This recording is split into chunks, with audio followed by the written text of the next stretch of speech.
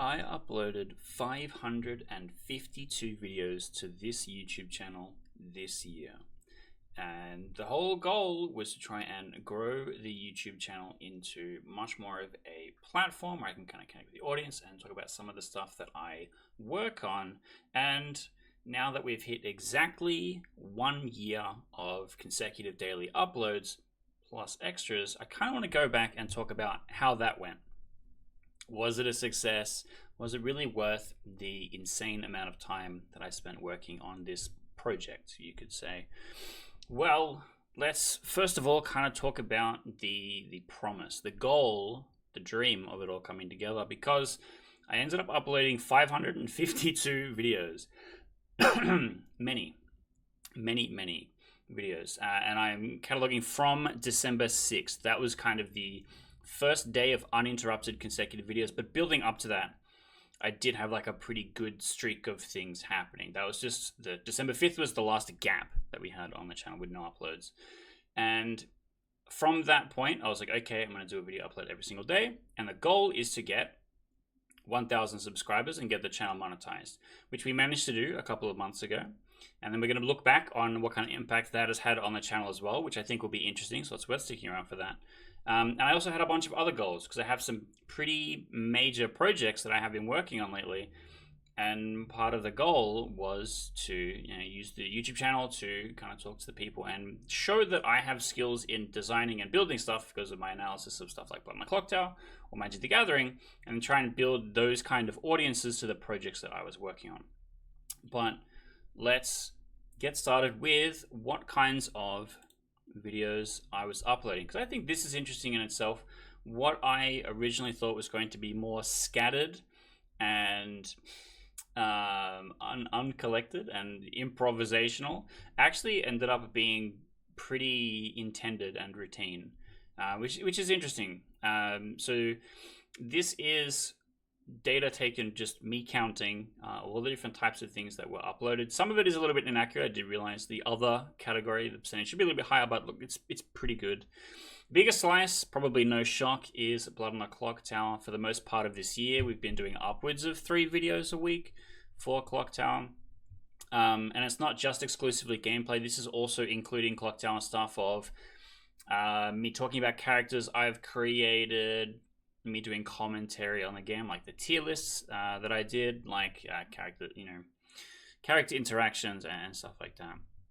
And then the next biggest slice is YouTube Shorts. I talked about Shorts more specifically in the hey, we hit 1,000 subscribers video. So if you're more interested in Shorts and how they worked, I'm not really going to be covering it in this video. You can go and check that one out instead. But it is the next greatest slice because I did about 3 months of daily Shorts uploads, and then I hit the 1,000 subscribers goal, and I kind of was like, well, it's not actually worth it anymore. It's not actually accomplishing the goal that I wanted because it wasn't really returning any subscribers. And the monetization value per click on a short is basically nothing, which we'll find out more about in a minute. Then the next slice is Diablo 2, which is a twice weekly uploaded series that took place after Path of Exile 2. And probably would have continued running well past December 6th if I continue to record videos for that. But as of this time, I have not recorded anything for that in a few weeks. And also keep in mind that everything I put on the channel is recorded many months in advance. This is being recorded exactly 1 month in advance. And all the Clocktower stuff is like several months in advance. All the series like Path of Exile and so that was like many months in advance. The majority of Path of Exile 2 was recorded in January and then like was uploaded over the several months coming. But then after those 2 big categories, we get to start to look at a couple of small things. So Ape Escape at 6.2%, where I just played through the trilogy from start to finish, leisurely pace, and put them up once a week. And like that was really fun for me. I really love Ape Escape, and that was kind of me testing the waters to see if there was a more I could just play things I wanted vibe that was kind of there for the channel.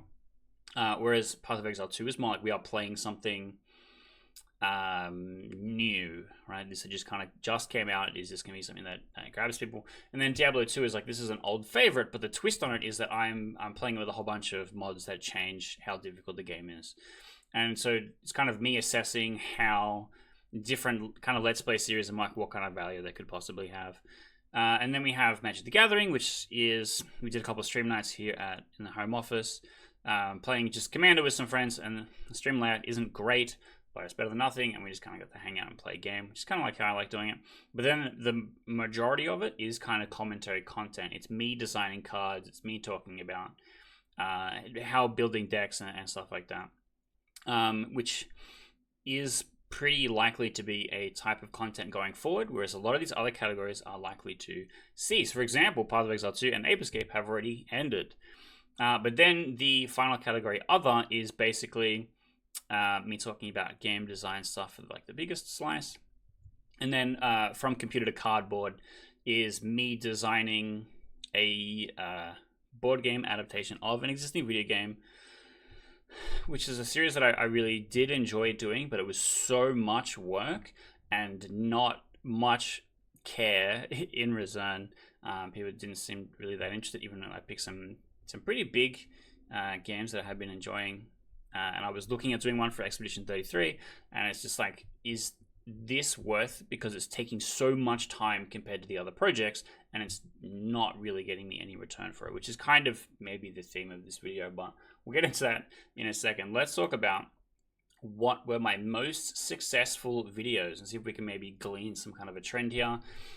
Starting off with the highest view count one, which was the Clock Tower Pro Tries Demon Bluff.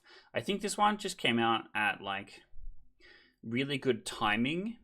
The Demon Bluff fan base are like really, really into this game, and they commented this video, and I made a second one which did like half as good, like a ton, and then it's like pointing out every single mistake that I made and stuff like that, which is kind of interesting because everyone kind of touted this game as a rip-off of Clock Tower. I'm like, well, I play a lot of Clock Tower. Can I use those skills to play this game? And that's kind of the angle that I'm taking.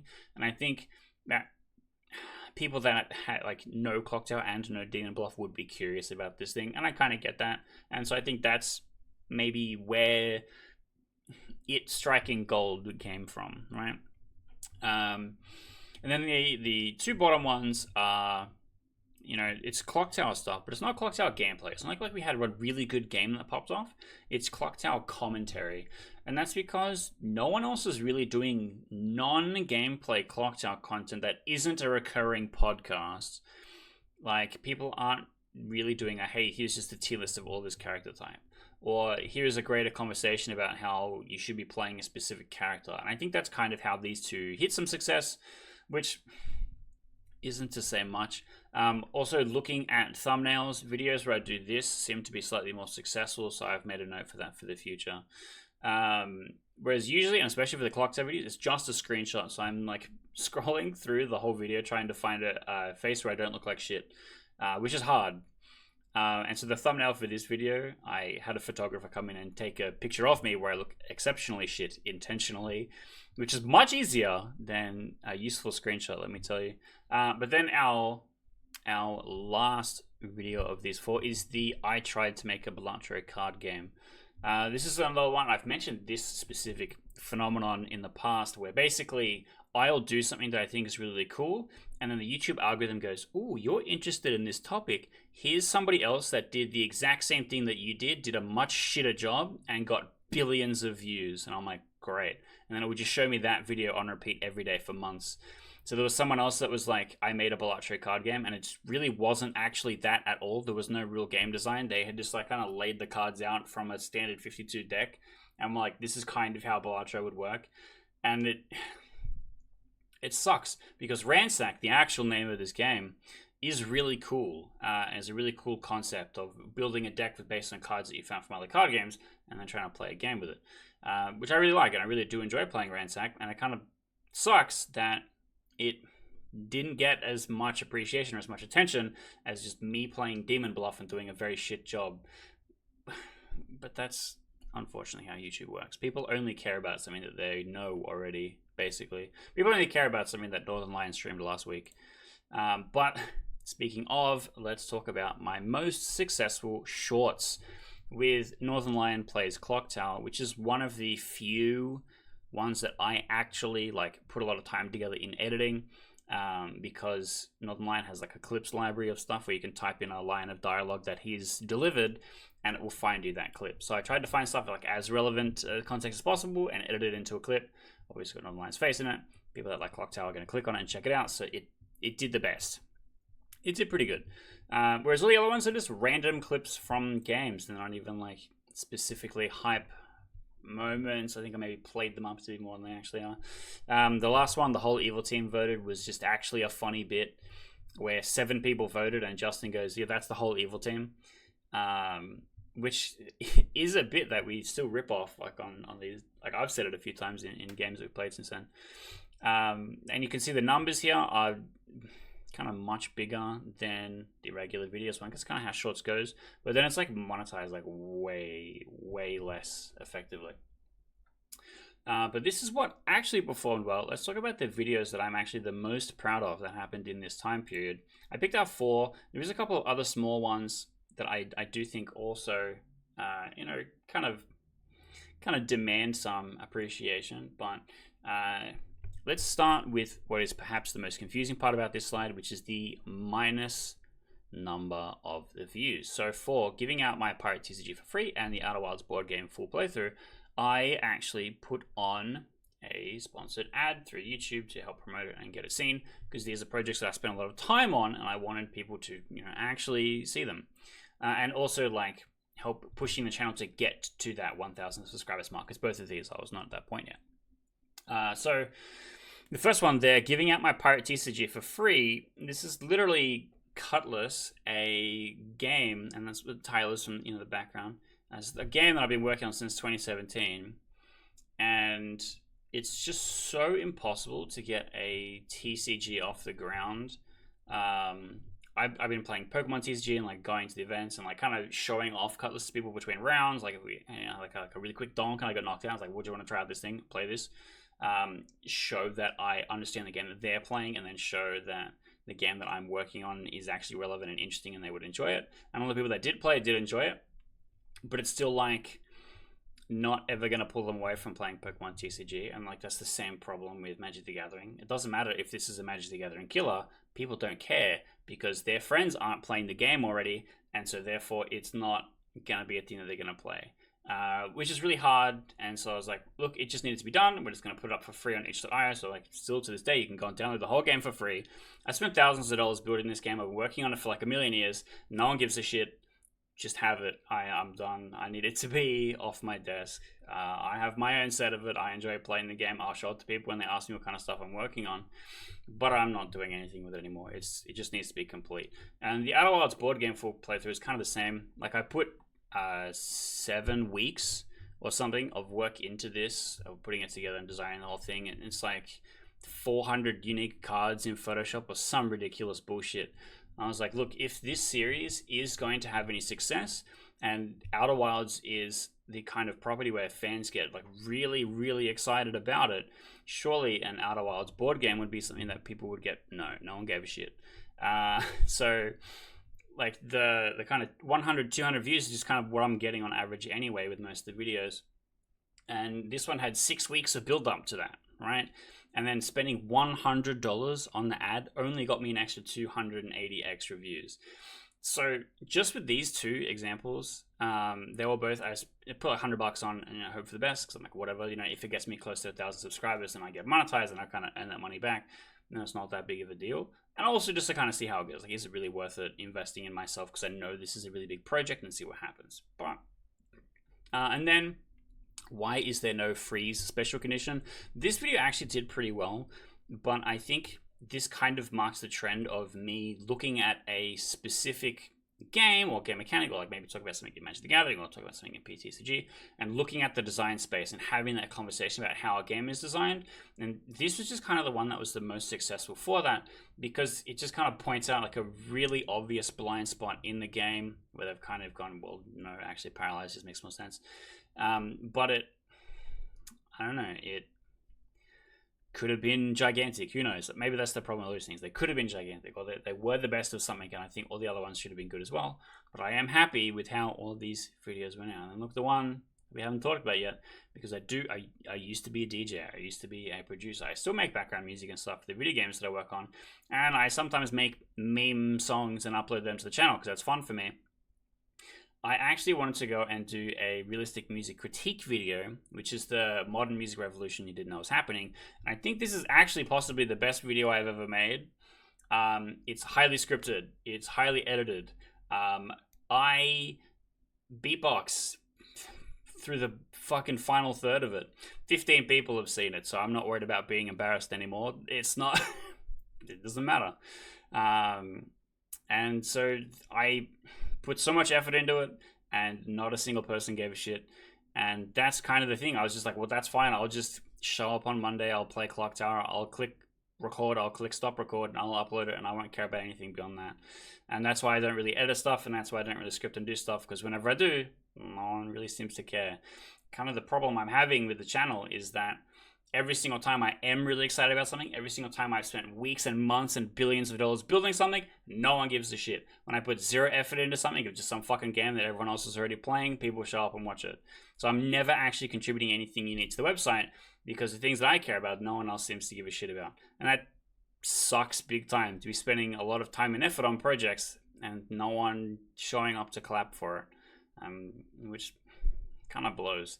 But let's kind of look at the analytics now that we are on the other end of it.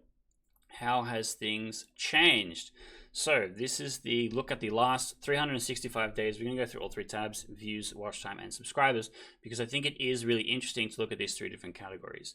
Views is the most obvious one to explain. That big hump in the middle is when Shorts was running. It runs out because I turned off Shorts. There's one really small day because I had like just a regular video upload and no short, and then went back to regular Shorts, and it just killed all of the momentum of every short after that, which is insane. And then once I turned off Shorts, it just went to beep, nothing, just no heartbeat, which is pretty rough to be looking at all the time.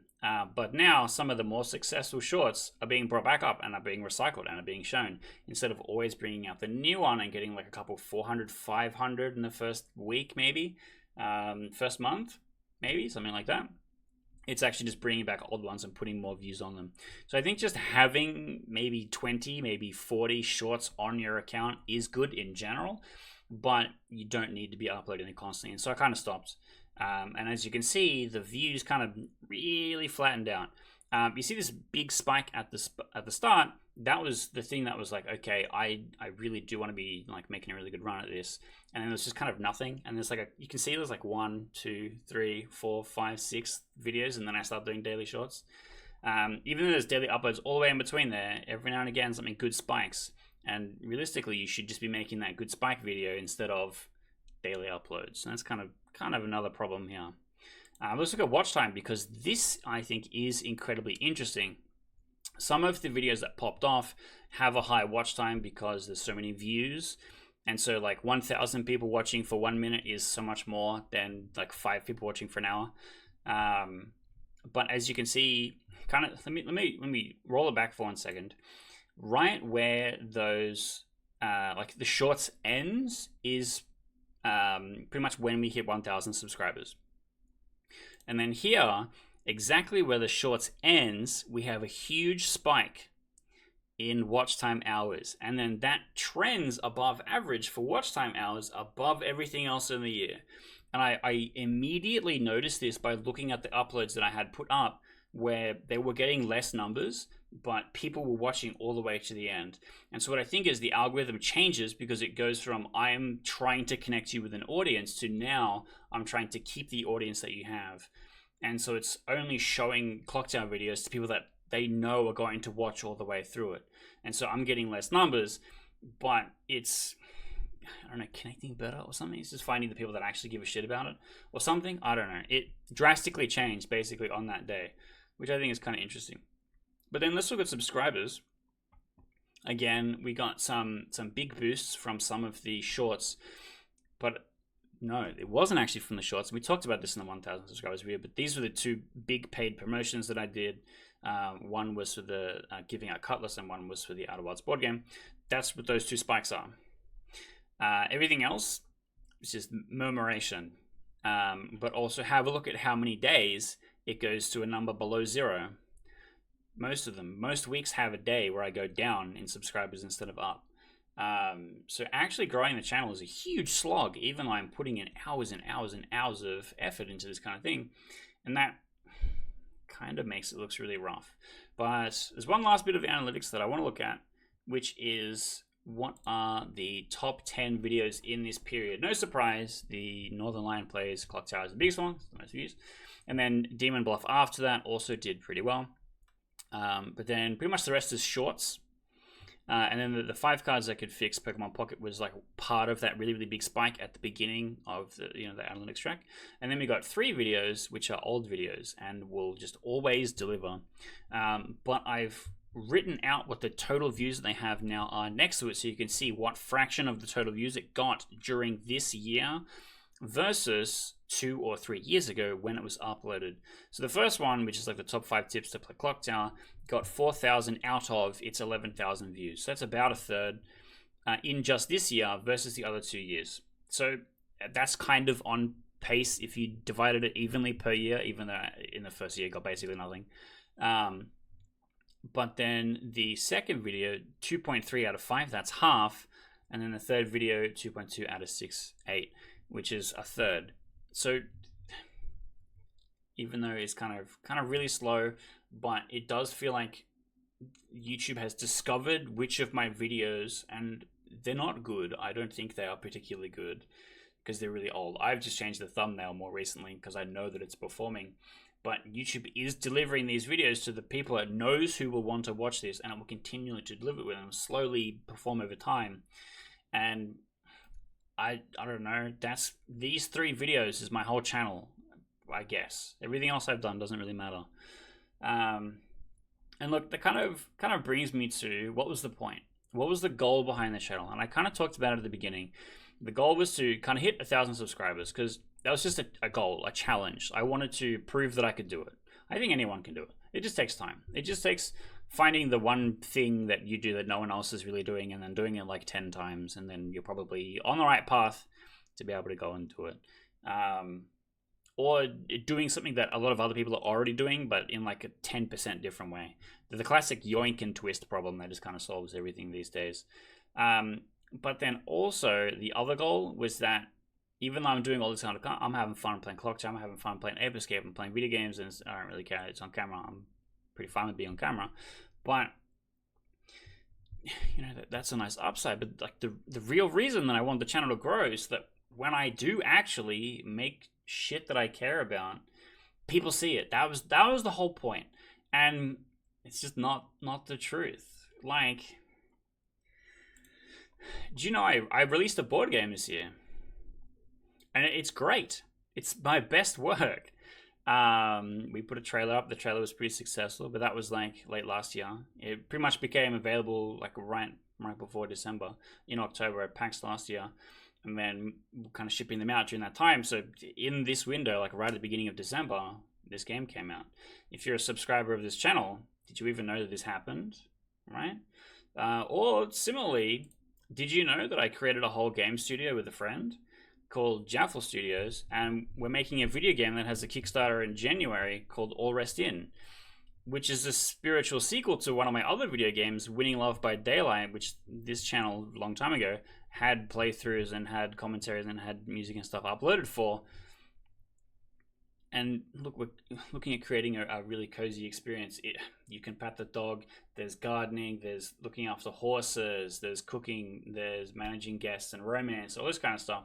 I've never put so much work into a project as I have with All Rest In, because it's been something like 16 months of continuous development until now, and then we're launching on Kickstarter next month. Have you even heard about this? Did you see that I uploaded a bunch of stuff working on this project? What was the point? Because if this was the goal, if the goal was for you to find out about this and the things that I'm working on, the things that I actually care about, the shit that actually pays my bills, then what was the point? So, and then where do we go from here? What is going to be next?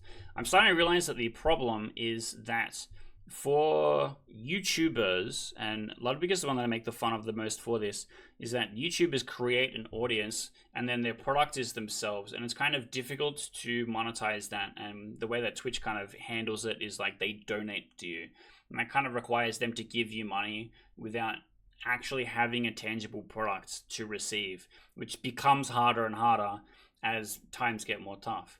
Now, that's crazy because you easily solve that by just giving them a good product. And the reason why I make fun of Ludwig is that he started with a bidet. Not many people in that age bracket really probably care about that.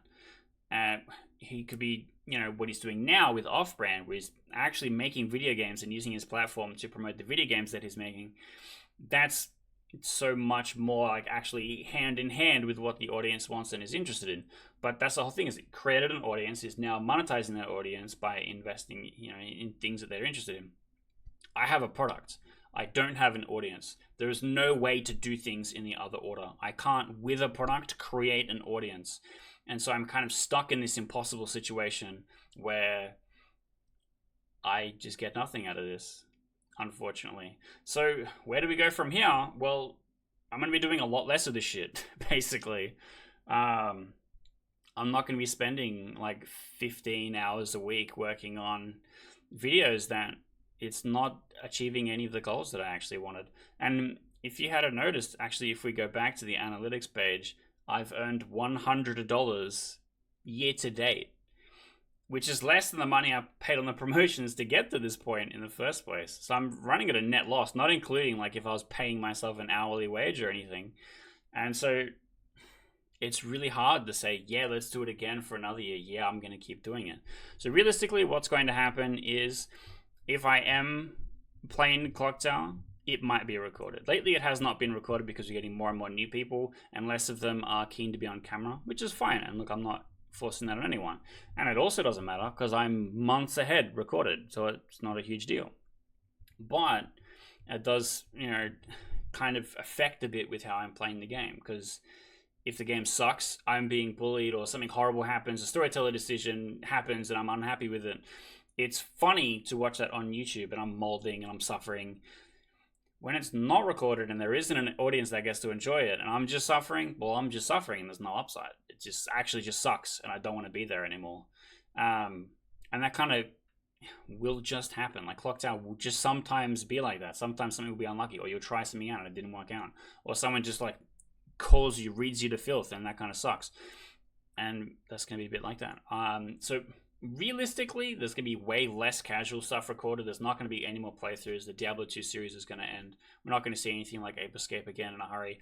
And what is much more likely to happen from here is that I'll be making more slideshow-based content. So kind of like this, where I just build out a whole bunch of slides and I talk about it in front of the camera.